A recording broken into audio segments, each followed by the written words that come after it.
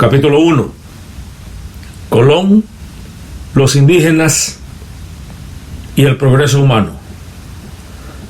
Los hombres y las mujeres arawak, desnudos, morenos y presos de la perplejidad, emergieron de sus poblados hacia las playas de la isla y se adentraron en las aguas para ver más de cerca el extraño barco.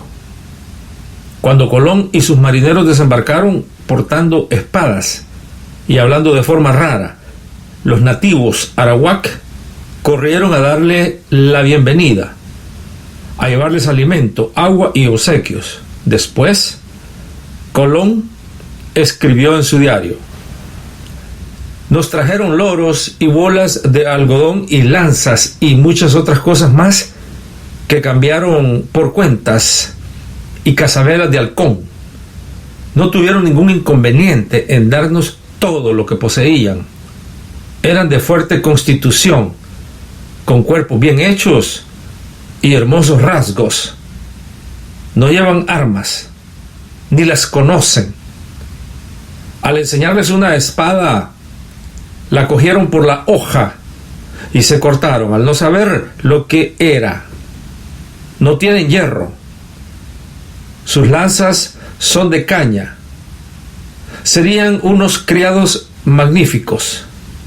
Con 50 hombres los subyugaríamos a todos, y con ellos haríamos lo que quisiéramos. Cierra las comillas. Estos arawaks de las Islas Antillas se parecían mucho a los indígenas del continente, que eran extraordinarios. Así los calificarían repetidamente los observadores europeos, por su hospitalidad, su entrega a la hora de compartir. Estos rasgos no estaban precisamente en auge en la Europa renacentista, dominada como estaba por la religión de los papas, el gobierno de los reyes y la obsesión por el dinero que caracterizaba la civilización occidental y su primer emisario a las Américas, Cristóbal Colón. Escribió Colón, abre comillas: nada más llegar a las Antillas, en las primeras Antillas, en la primera isla que encontré, atrapé a unos nativos para que aprendieran y me dieran información sobre lo que había en esos lugares. Cierra comillas. La cuestión que más acuciaba a Colón era: ¿dónde está el oro? Había convencido a los reyes de España a que financiaran su expedición a esas tierras. Esperaba que al otro lado del Atlántico, en las Indias y en Asia, habrían riquezas, oro y especias. Como otros ilustrados contemporáneos suyos, sabía que el mundo era esférico y que podía navegar hacia el oeste para llegar al extremo oriente. España acababa de unificarse, formando uno de los nuevos Estado-nación modernos como Francia, Inglaterra y Portugal. Su población, mayormente compuesta por campesinos, trabajaba para la nobleza, que representaba el 2% de la población, siendo estos los propietarios del 95% de la tierra. España se había comprometido con la Iglesia Católica, había expulsado a todos los judíos y ahuyentado a los musulmanes. Como otros estados del mundo moderno, España buscaba oro, material que se estaba convirtiendo en la nueva medida de la riqueza, con más utilidad que la tierra, porque todo lo podía comprar. Había oro en Asia, o así se pensaba, y ciertamente había seda y especias, porque hacía unos siglos Marco Polo y otros habían traído cosas maravillosas de sus expediciones por tierra. Al haber conquistado los turcos Constantinopla y el Mediterráneo oriental, y al estar las rutas terrestres a Asia en su poder, hacía falta una ruta marítima. Los marineros portugueses cada día llegaban más lejos en sus exploraciones de la punta meridional de África. España decidió jugar a la carta de una larga expedición a través de un océano desconocido. A cambio de la aportación de oro y especias, a Colón le prometieron el 10% de los beneficios. El puesto de gobernador de las tierras descubiertas, además de la fama que conllevaría su nuevo título, almirante del mar Océano. Y era comerciante de la ciudad italiana de Génova, tejedor eventual, hijo de un tejedor muy habilidoso y navegante experto. Embarcó con 3 carabelas, la más grande de las cuales era la Santa María, velero de unos 30 metros de largo, con una tripulación de 39 personas. Colón nunca hubiera llegado a Asia, que distaba miles de kilómetros más de lo que él había calculado, imaginándose un mundo más pequeño. Tal extensión de mar hubiera significado su fin, pero tuvo suerte. Al cubrir la cuarta parte de esa distancia, vio una tierra desconocida que no figuraba en mapa alguno y que estaba entre Europa y Asia, las Américas. Esto ocurrió a principios de octubre de 1492, 33 días después de que él y su tripulación hubieran zarpado de las Islas Canarias en la costa atlántica de África. De repente, tuvieron ramas flotando en el agua, pájaros volando, señales de tierra. Entonces, el día 12 de octubre, un marinero llamado Rodrigo vio la luna de la madrugada brillando en unas arenas blancas y dio la señal de alarma. Eran las Antillas, en el Caribe. Se suponía que el primer hombre que viera tierra tenía que obtener una pensión vitalicia de 10.000 maravedís, pero Rodrigo nunca la recibió. Colón dijo que él había visto una luz la noche anterior y fue él quien recibió la recompensa. Cuando se acercaron a tierra, los indios arawak les dieron la bienvenida, nadando hacia los buques para recibirles. Los arawaks vivían en pequeños pueblos comunales y tenían una agricultura basada en el maíz, las batatas y la yuca. Sabían tejer e hilar, pero no tenían ni caballos ni animales de labranza, no tenían hierro, pero llevaban diminutos ornamentos de oro en las orejas. Este hecho iba a traer dramáticas consecuencias. Colón apresó a varios de ellos y les hizo embarcar, insistiendo en que les guiaran hasta el origen del oro.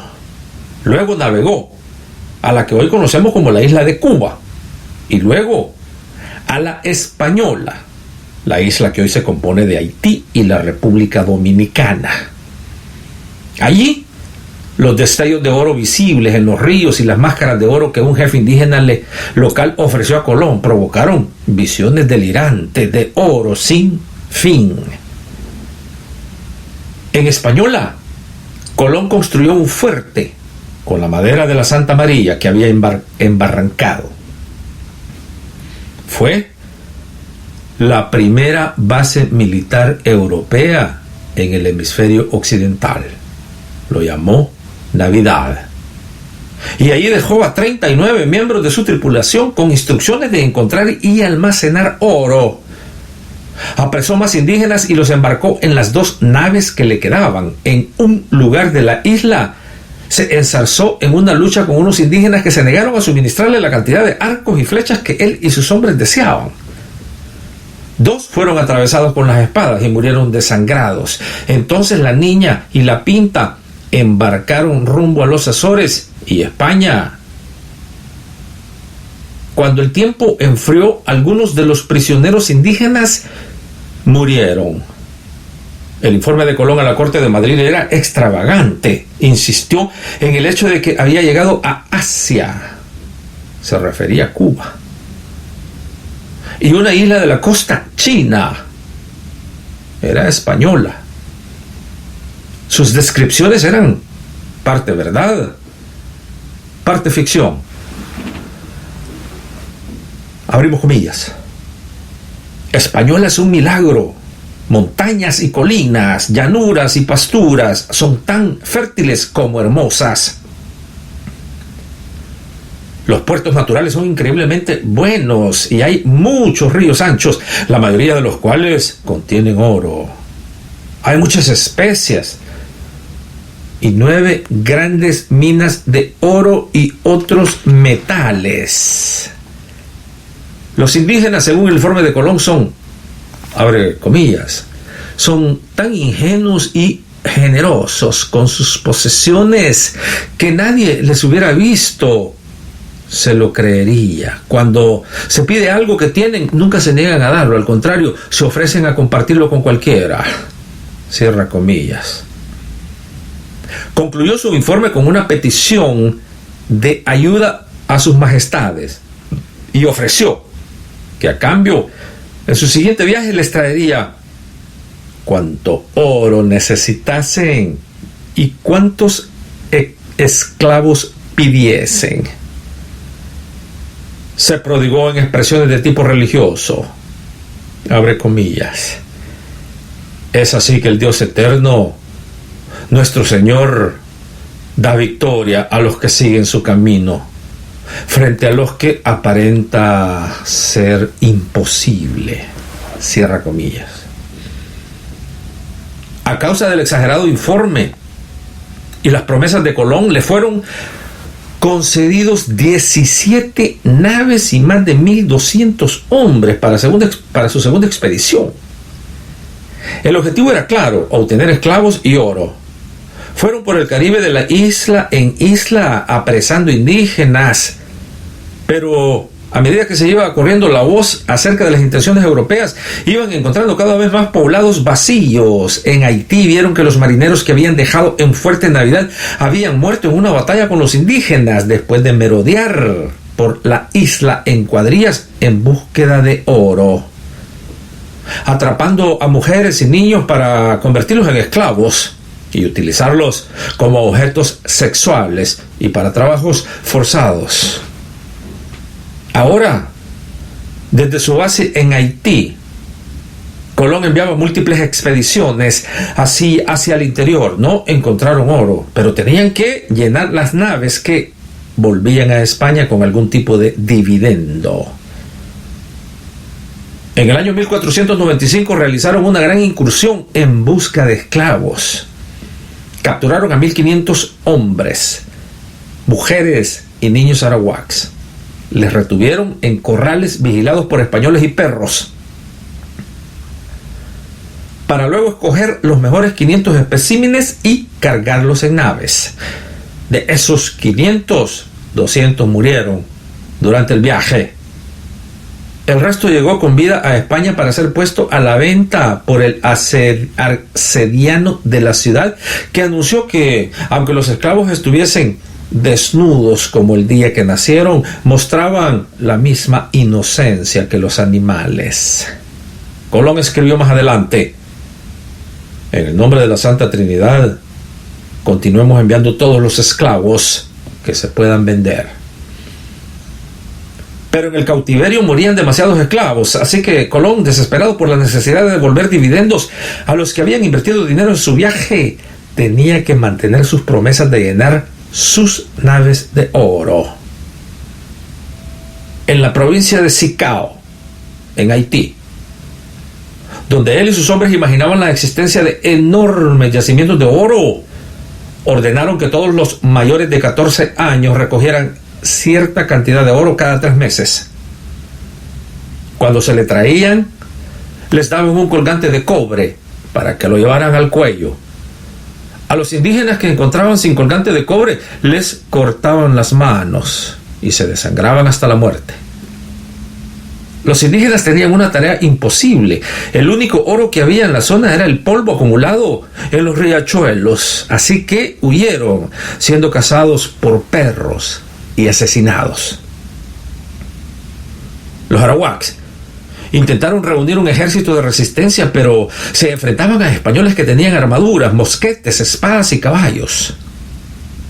Cuando los españoles hacían prisioneros, los ahorcaban o los quemaban en la hoguera. Entre los arawaks empezaron los suicidios en masa con veneno de yuca. Mataban a los niños para que no cayeran en manos de los españoles. En 2 años, la mitad de los 250,000 indígenas de Haití habían muerto por asesinato, mutilación o suicidio.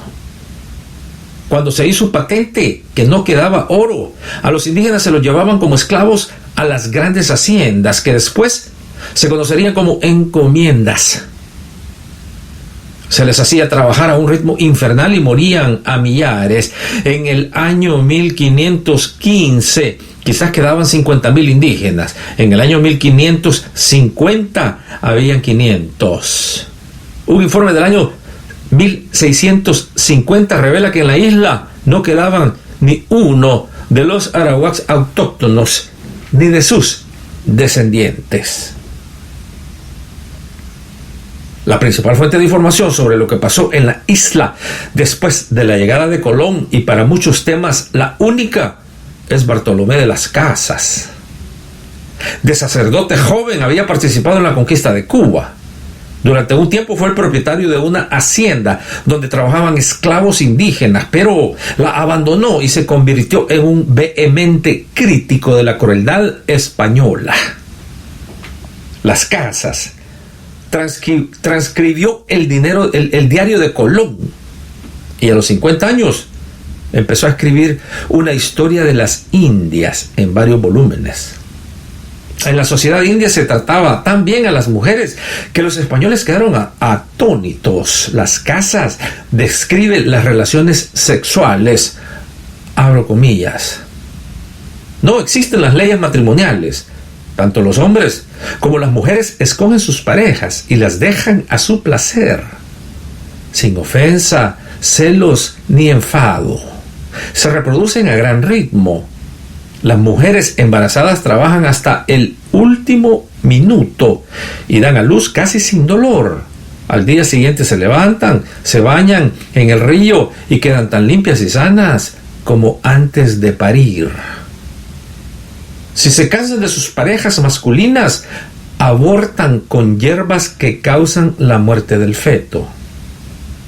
Se cubren las partes vergonzantes con hojas o trapos de algodón, aunque por lo general los indígenas, hombres y mujeres, ven la desnudez total con la misma naturalidad con la que nosotros miramos la cabeza o las manos de un hombre. Los indígenas, dice Las Casas, no dan ninguna importancia al oro y a otras cosas de valor. Les falta todo sentido del comercio, ni compran ni venden y dependen enteramente de su entorno natural para sobrevivir. Son muy generosos con sus posesiones y por la misma razón, si deseaban las posesiones de sus amigos, esperan ser atendidos con el mismo grado de generosidad. Cierra comillas. Las Casas habla del tratamiento de los indígenas a manos de los españoles, abre comillas.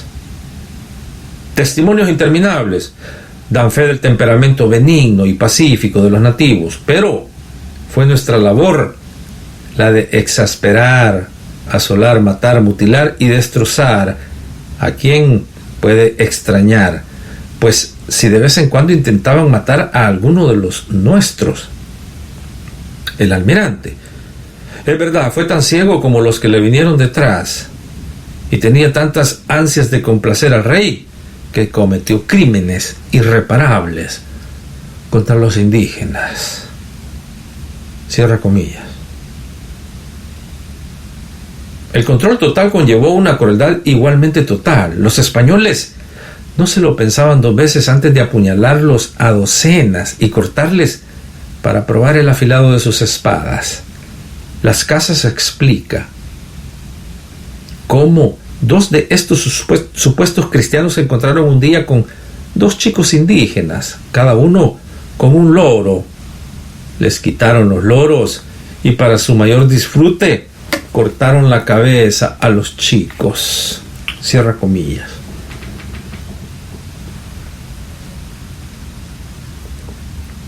Mientras que los hombres eran enviados muy lejos a las minas, Las mujeres se quedaban para trabajar la tierra.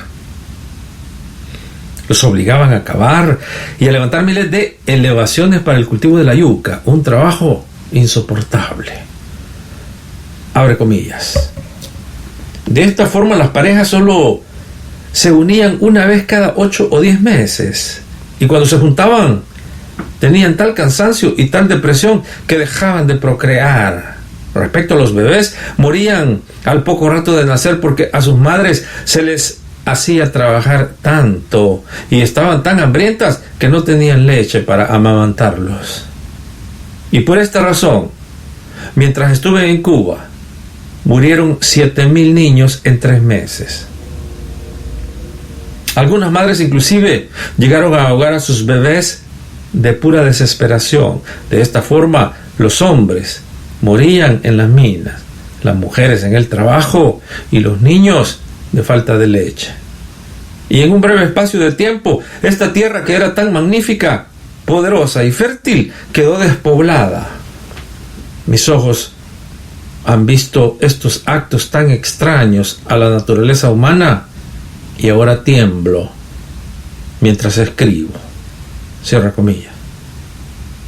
Cuando llegó a Española en 1508, Las Casas dice, abre comillas, vivían 60,000 personas en las islas, incluyendo a los indígenas, así que entre 1494 y 1508 habían perecido más de 3 millones de personas entre la guerra, la esclavitud y las minas. ¿Quién se va a creer esto en futuras generaciones? Cierra comillas. Así empezó la historia, hace 500 años, de la invasión europea de los pueblos indígenas de las Américas, una historia de conquista, esclavitud y muerte. Pero en los libros de historia que se da a generación tras generación de niños en los Estados Unidos, todo empieza con una aventura heroica, no una sangría. Y el Día de Colón es un día de celebración. Solo se han visto ligeros cambios en años recientes, eso sí, con cuentagotas. Más allá de las escuelas primarias y secundarias, tan solo ha habido pinceladas, ocasiones de algo distinto. Samuel Eliot Morrison, el historiador de Harvard, fue el autor más distinguido sobre temáticas colombinas. Escribió una biografía en diversos volúmenes y él mismo se hizo a la mar para reconstruir la ruta de Colón a través del Atlántico. En su popular libro Cristóbal Colón, marinero, escrito en 1954, nos cuenta el tema de la esclavitud y las matanzas. Abre comillas. La cruel política iniciada por Colón y continuada por sus sucesores desembocó en un genocidio completo. Cierra comillas.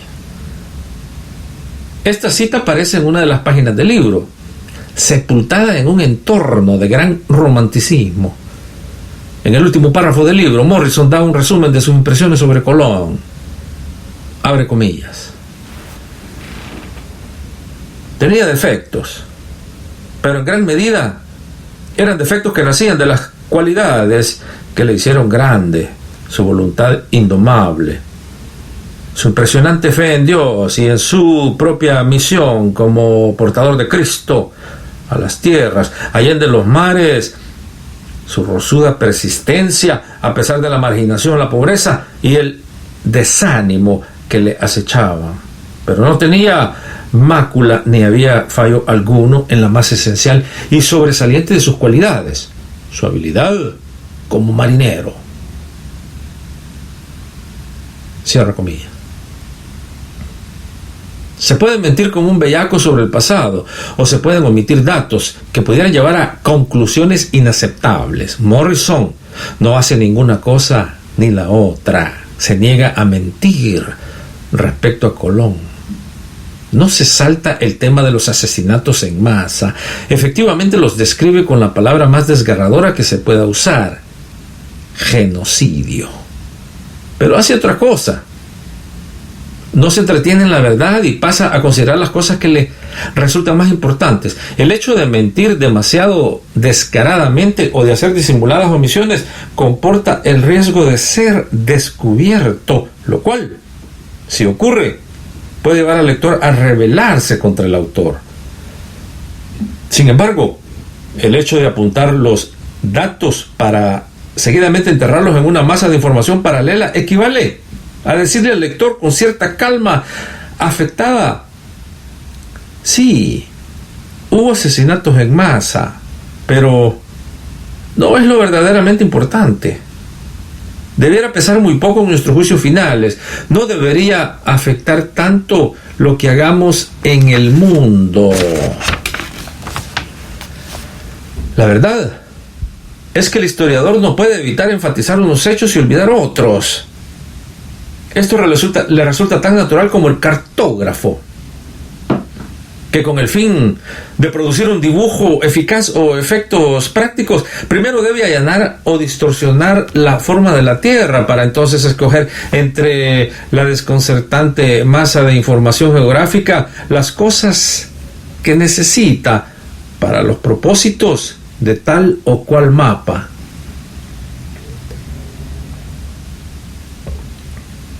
Mis críticas no pueden cebarse en los procesos de selección, simplificación o énfasis, los cuales resultan inevitables tanto para los cartógrafos como para los historiadores. Pero la distorsión del cartógrafo es una necesidad técnica para una finalidad común que comparte todos los que necesitan de los mapas. La distorsión del cartógrafo, más que técnica, es ideológica. Se debate en un mundo de intereses contrapuestos, en el que cualquier énfasis presta apoyo, lo quiera o no el historiador, o algún tipo de interés, sea económico, político, racial, nacional o sexual.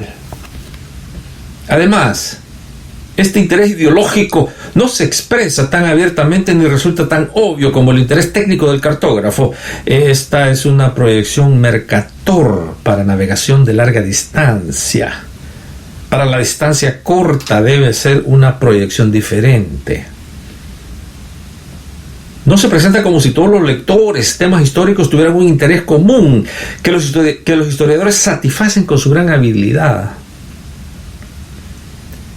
El hecho de enfatizar el heroísmo de Colón y sus sucesores como navegantes descubridores y de quitarles el énfasis al genocidio que provocaron no es una necesidad técnica, sino una elección ideológica. Sirve, se quiera o no, para justificar lo que pasó. Lo que quiero resaltar aquí no es el hecho de que debamos acusar, juzgar y condenar a Colón en ausencia al contar la historia. Ya pasó el tiempo de hacerlo. Sería un inútil ejercicio académico de moralística. Quiero hacer hincapié en que todavía nos acompañan las costumbres de aceptar las atrocidades como el precio deplorable, pero necesario que hay que pagar por el progreso. Abro paréntesis: Hiroshima y Vietnam por la salvación de la civilización occidental, Kronstadt y Hungría por el socialismo, la proliferación nuclear para salvarnos a todos. Cierro paréntesis.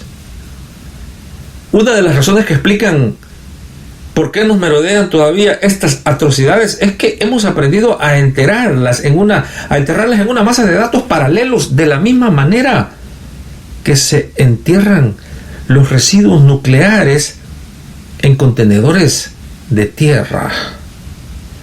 El tratamiento de los héroes, entre paréntesis Colón, y sus víctimas, entre paréntesis los arawaks. La sumisa aceptación de la conquista y el asesinato en el nombre del progreso es solo un aspecto de una postura ante la historia que explica el pasado desde el punto de vista de los gobernadores, los conquistadores, los diplomáticos y los líderes. Es como si ellos, por ejemplo, Colón, merecieran la aceptación universal, como si ellos, los padres fundadores, Jackson, Lincoln, Wilson, Roosevelt, Kennedy, los principales miembros del Congreso, los famosos jueces del Tribunal Supremo, representan a toda la nación. La pretensión es que realmente existe una cosa que se llama Estados Unidos, que es presa a veces de conflictos y discusiones, pero que fundamentalmente es una comunidad de gente de intereses compartidos. Es como si realmente hubiera un interés nacional representado por la Constitución, por la expansión territorial, por las leyes aprobadas por el Congreso, las decisiones de los tribunales, el desarrollo del capitalismo, la cultura de la educación y los medios de comunicación.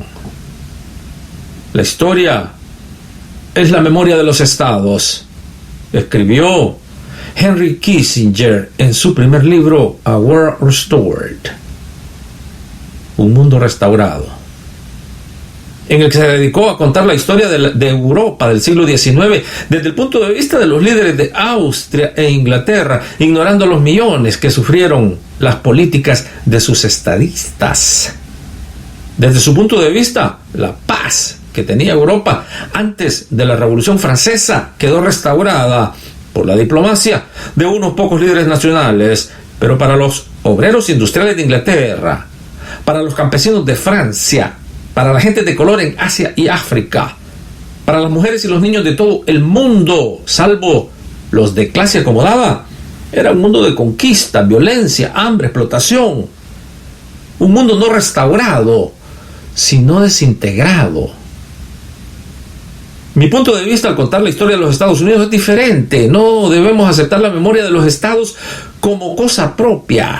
Las naciones no son comunidades y nunca lo fueron. La historia de cualquier país, si se presenta como si fuera la de una familia, disimula terribles conflictos de intereses, algo explosivo, casi siempre reprimido, entre conquistadores y conquistados, amos y esclavos, capitalistas y trabajadores, dominadores y dominados, por razones de raza y sexo. Y en un mundo de conflictos, en un mundo de víctimas y verdugos, la tarea de la gente pensante debe ser, como sugirió Albert Camus, no situarse en el bando de los verdugos. Así, en esa inevitable toma de partido que nace de la selección y el subrayado de la historia, prefiero explicar la historia del descubrimiento de América desde el punto de vista de los arawaks, la de la Constitución, desde la posición de los esclavos, la de Andrew Jackson, tal como lo verían los Cherokees, la de la guerra civil, tal como la vieron los irlandeses de Nueva York, la de la guerra de México desde el punto de vista de los desertores del ejército de Scott, la de la eclosión del industrialismo, tal como lo vieron las jóvenes obreras de las fábricas textiles de Lowell, la de la guerra hispanoamericana estadounidense vista por los cubanos, la de la conquista de las Filipinas, tal como la veían los soldados negros de Luzón, la Edad de Oro, tal como la vieron los agricultores sureños, la de la Primera Guerra Mundial desde el punto de vista de los socialistas, y la de la Segunda, vista por los pacifistas, la del New Deal de Roosevelt, tal como lo vieron los negros de Harlem, la del Imperio Americano de posguerra y desde el punto de vista de los peones de Latinoamérica, y así sucesivamente, dentro de los límites que se le imponen a una sola persona, por mucho que él o ella se esfuerce en ver la historia desde otro punto de vista. Mi línea no será la de llorar por las víctimas y denunciar a sus verdugos. Esas lágrimas, esa cólera proyectadas hacia el pasado hacen mella en nuestra energía moral actual, y las líneas no siempre son claras. A largo plazo, el opresor también es víctima. A corto plazo, y hasta ahora la historia humana solo ha considerado en plazos cortos, las víctimas desesperadas y marcadas por la cultura que les oprime se ceban en otras víctimas. No obstante, teniendo en cuenta estas complejidades, este libro contemplará con escepticismo a los gobiernos y sus intentos a través de las políticas y la cultura de engatusar a la gente ordinaria en la inmensa telaraña nacional con el camelo del interés común. Intentaré no obviar las crueldades que las víctimas se hacen unas a otras mientras las meten apretujadas en los furgones del sistema. No quiero mitificarlas, pero sí recuerdo, echando mano de una paráfrasis aproximada, una declaración que una vez leí: el grito de los pobres no siempre es justo, pero si no lo escuchás, nunca sabrás lo que es la justicia. No quiero inventar victorias para los movimientos populares, pero el hecho de pensar que los escritos sobre historia tan solo tienen como finalidad recapitular los fallos que dominaron el pasado es convertir a los historiadores en colaboradores de un ciclo interminable de derrotas. Si la historia tiene que ser creativa para así anticipar un posible futuro sin negar el pasado, debería, creo yo, centrarse en las nuevas posibilidades, basándose en el descubrimiento de esos episodios olvidados del pasado, en los que, solo en breves pinceladas, la gente mostró una capacidad para la resistencia, para la unidad y ocasionalmente para la victoria. Estoy suponiendo, o quizás tan solo anhelando, que nuestro futuro se pueda encontrar en los furtivos momentos de compasión que hubo en el pasado, antes que en los densos siglos de guerra. Esta es, expresada de la manera más directa que sé, mi actitud ante la historia de los Estados Unidos. Conviene que el lector lo sepa antes de proseguir. Lo que hizo Colón con los arawaks de las Islas Antillas, Cortés lo hizo con los aztecas de México, Pizarro con los incas del Perú y los colonos ingleses de Virginia y Massachusetts con los indios powhatanos y pecuatés. Parece ser que en los primitivos estados capitalistas de Europa hubo verdadera locura por encontrar oro, esclavos y productos de la tierra para pagar a los accionistas y obligacionistas de las expediciones, para financiar las emergentes burocracias monárquicas de Europa Occidental, para promocionar el crecimiento de las nuevas economías monetaristas que surgían del feudalismo y para participar en lo que Carlos Marx después llamaría la acumulación primitiva de capital. Estos fueron los violentos inicios de un sistema complejo de tecnología, negocios, política y cultura que dominaría el mundo durante 5 siglos. Jamestown, Virginia, la primera colonia permanente de los ingleses en las Américas. Se estableció dentro del territorio de una confederación india, liderada por el jefe Powhatan. Powhatan observó la colonización inglesa de sus tierras, pero no atacó, manteniendo una posición de calma. Cuando los ingleses sufrieron la hambruna del invierno de 1610, algunos se acercaron a los indios para poder comer y no morirse. Cuando llegó el verano, el gobernador de la colonia envió un mensaje para pedirle a Powhatan que devolviera a los fugitivos. Powhatan, según la versión inglesa, respondió con respuestas nacidas del orgullo y del desdén. Así que enviaron soldados para vengarse. Atacaron un poblado indio, mataron a 15 o 16 indios, quemaron sus casas, cortaron el trigo que cultivaban en las inmediaciones del poblado, se llevaron en barcos a la reina de la tribu y a sus hijos, y acabaron por tirar los hijos por la borda, haciéndoles saltar la tapa de los sesos en el agua. A la reina se llevaron para asesinarla a navajazos. Parece ser que 12 años después los indios, alarmados por el crecimiento de los poblados ingleses, intentaron eliminarlos de una vez por todas. Hicieron una incursión en la que masacraron a 347 hombres, mujeres y niños. Desde entonces se declaró una guerra sin cuartel. Al no poder esclavizar a los indios y no pudiendo convivir con ellos, los ingleses decidieron exterminarlos.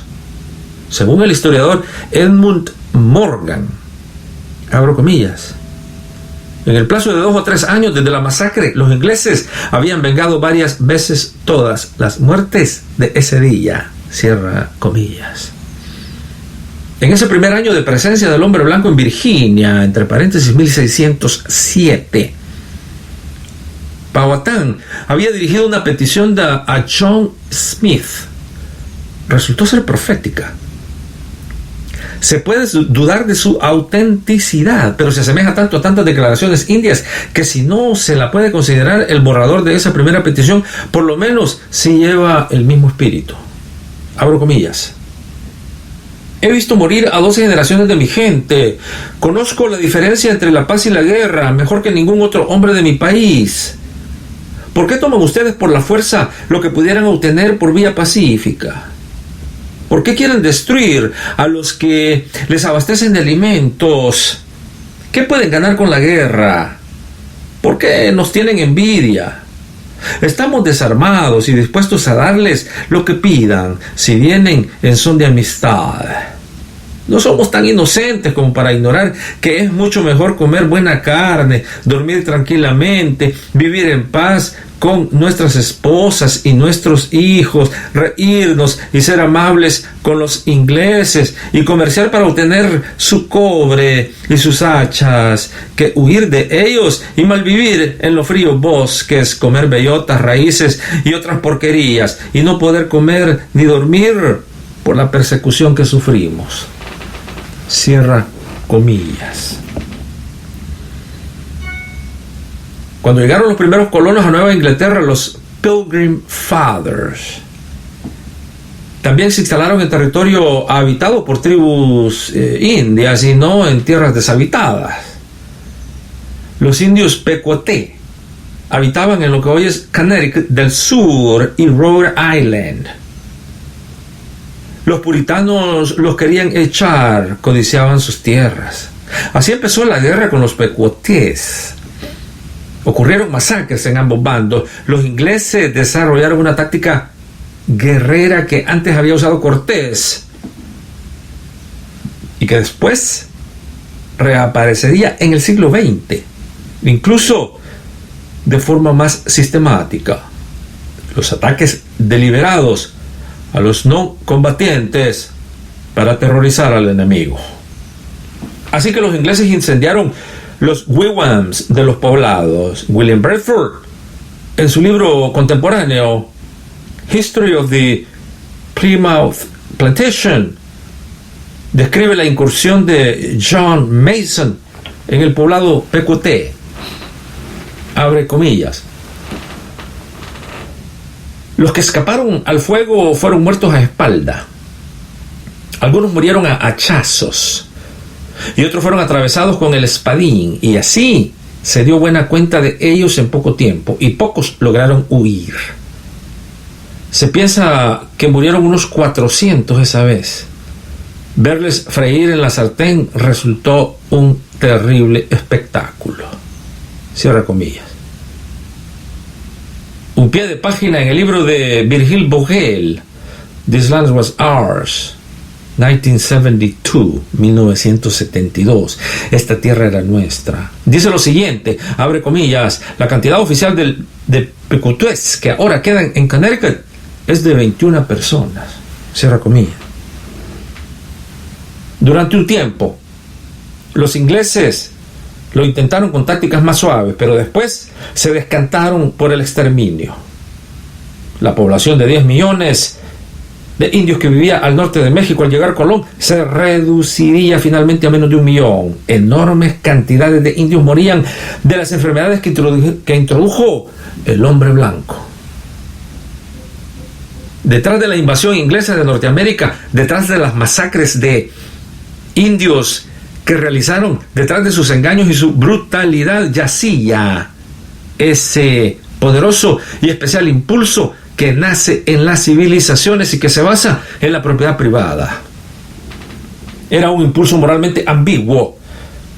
La necesidad de espacio, de tierras, era una auténtica necesidad humana, pero en condiciones de escasez, en una época bárbara de la historia, marcada por la competencia. Esta necesidad humana se veía traducida en la masacre de pueblos enteros. De Colón a Cortés, de Pizarro a los puritanos, era toda esta sangría y todo este engaño una necesidad para el progreso, desde el estado salvaje hasta la civilización de la raza humana. Si efectivamente hay que hacer sacrificio para el progreso de la humanidad, ¿no resulta esencial atenerse al principio de que los mismos sacrificados deben tomar la decisión? Todos podemos decidir sacrificar algo propio, pero ¿tenemos el derecho a echar en la pira mortuoria a los hijos de los demás? O incluso a nuestros propios hijos en aras de un progreso que no resulta ni la mitad de claro o tangible que la enfermedad o la salud, la vida o la muerte. Más allá de todo ello, ¿cómo podemos estar seguros de que lo que se destruyó fuese inferior? ¿Quiénes eran esas personas que aparecieron en la playa y que llevaron a nado presentes para Colón y su tripulación, que observaban mientras Cortés y Pizarro cabalgaban por su campiña y que asomaban sus cabezas por los bosques para ver los primeros colonos blancos de Virginia y Massachusetts? Colón les llamó indios porque calculó mal el tamaño de la tierra. En este libro les llamamos indios con algo de precaución, porque demasiadas veces ocurre que a los pueblos les toca apechugar con las etiquetas que les han colgado sus conquistadores.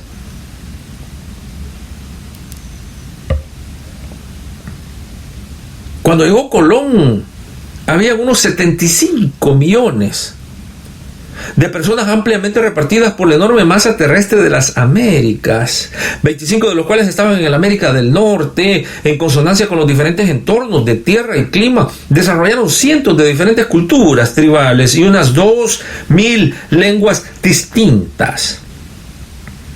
Perfeccionaron el arte de la agricultura y se la apañaron para cultivar el maíz, que al no crecer por sí solo tiene que ser plantado, cultivado, abonado, cosechado, descarado y pelado.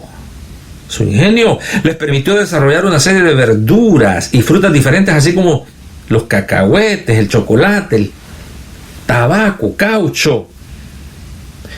Los indígenas de América estaban inmersos en la gran revolución agrícola que estaban experimentando otros pueblos de Asia, Europa y África en ese mismo periodo aproximado.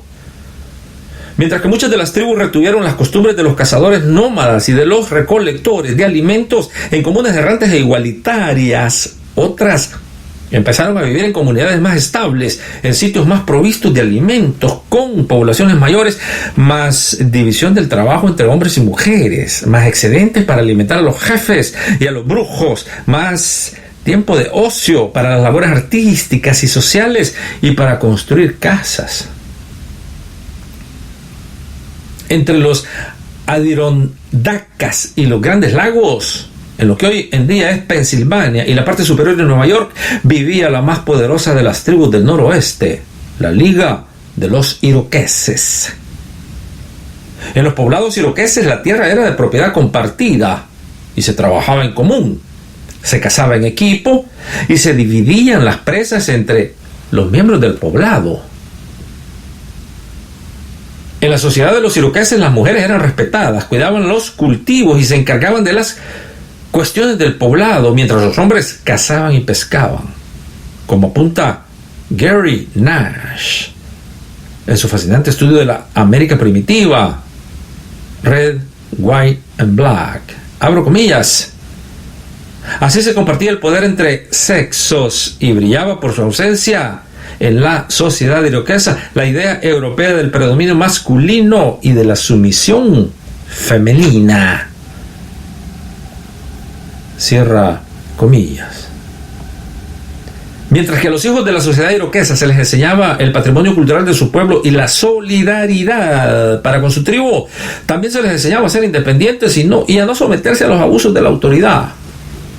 Todo esto contrastaba vivamente con los valores europeos que importaron los primeros colonos. Una sociedad de ricos y pobres, controlada por los sacerdotes, por los gobernadores, por las cabezas masculinas de familia. Gary Nash describe así la cultura iroquesa. Abro comillas. Antes de la llegada de los europeos en los bosques del noroeste no habían leyes ni ordenanzas, comisarios ni policías, jueces ni jurados, juzgados ni prisiones. Nada de la parafernalia autoritaria de la sociedad europea. Sin embargo, estaban firmemente establecidos los límites del comportamiento aceptable. A pesar de enorgullecerse del individuo autónomo, los iroqueses mantenían un sentido estricto del bien y del mal. Se deshonraba y se trataba con ostracismo al que robaba alimentos ajenos o se comportaba de forma cobarde en la guerra. hasta que hubiera expiado sus malas acciones y demostrado su purificación moral a satisfacción de los demás. Cierra comillas. Y no solo se comportaba así los iroqueses, sino también otras tribus indígenas. Colón y sus sucesores no aterrizaban en un desierto baldío, sino que lo hacían en un mundo que en algunas zonas estaba tan densamente poblado como la misma Europa, donde la cultura era compleja, donde eran más igualitarias las relaciones humanas que en Europa, y donde las relaciones entre hombres, mujeres y niños a naturaleza quizás estaban más noblemente concebidas que en ningún otro punto del globo. Eran gente sin lenguaje escrito, pero que tenían sus propias leyes, su poesía, su historia retenida en la memoria transmitida de generación en generación, con un vocabulario oral más complejo que el europeo y acompañado con cantos, bailes y ceremonias dramáticas. Prestaban mucha atención al desarrollo de la personalidad, la fuerza de la voluntad, la independencia y la flexibilidad, la pasión y la potencia, a sus relaciones interpersonales y con la naturaleza. John Collier, un estudioso americano que convirtió con los indios en los años 20 y 30 en el suroeste americano, comenta de su espíritu, abre comillas: si pudiéramos adoptarlo nosotros, habría una tierra eternamente inagotable y una paz que duraría por los siglos de los siglos, cierra comillas. Quizás haya un resquicio de romanticismo mitológico en esa aseveración, pero aún a expensas de la imperfección que conllevan los mitos, baste para que nos haga cuestionar en ese periodo y en el nuestro la excusa del progreso que respalda el exterminio de las razas y la costumbre de contarse la historia desde la óptica de los conquistadores y los líderes de la civilización occidental. Fin del capítulo 1.